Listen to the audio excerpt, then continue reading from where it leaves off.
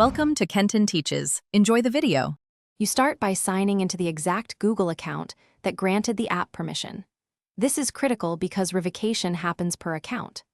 Once signed in, navigate directly to Account Data and Privacy or Security depending on your interface, and find the section labeled Third-Party Apps with Account Access or Apps with Access.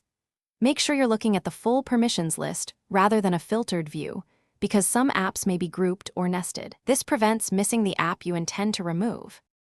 Once you see the list, find the app by name and tap or click it to expand details.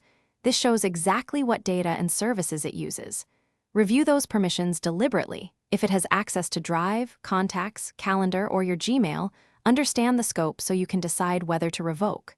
When ready, choose Remove Access or Disconnect, then confirm the dialog. After revocation, Google stops sharing new data, so the change is immediate, though some app-side stored copies might remain. To finalize, sign out and back in on your devices to refresh tokens. This ensures the app can no longer access your account. Also uninstall the app from any device and clear its cache to reduce residual data.